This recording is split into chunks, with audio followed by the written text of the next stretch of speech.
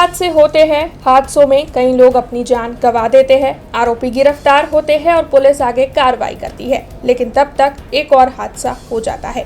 सड़क हादसे आए दिन बढ़ते जा रहे हैं। वडोदरा में तो भयावह हादसे दिन प्रतिदिन सामने आते रहते हैं। तब आज सुबह सुबह वडोदरा के कलाली ब्रिज पर ऐसा ही एक हादसा हुआ है, जिसमें एक बुजुर्ग की जान चली गई है। दरअसल वडोदरा महानगर पालिका के डंपर की ओर से एक्टिवा चालक एक बुजुर्ग को टक्कर दे दी गई। जो नज़ारा सामने आया है वो काफी ज्यादा भयावह है, क्योंकि डंपर के नीचे बुजुर्ग आ गए थे और उनकी मौके पर ही मौत हो गई थी, ऐसी जानकारी सामने आ रही है।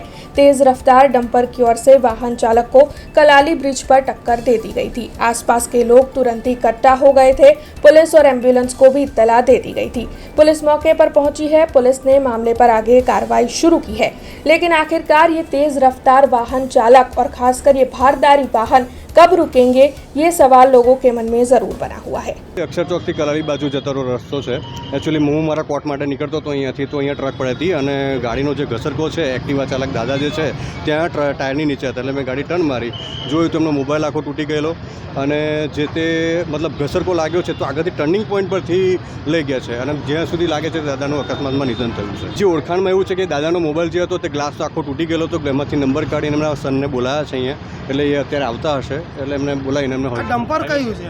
ડમ્પર ટ્રક ચાલક એવું કહે છે કે વીએમસી तरफ से है અને અમે લોકો माटी भरवा માટે જઈએ છીએ। हमसे जुड़े रहने के लिए हमारे YouTube चैनल को सब्सक्राइब करें और नई वीडियो की नोटिफिकेशन के लिए बेल आइकॉन को दबाएं।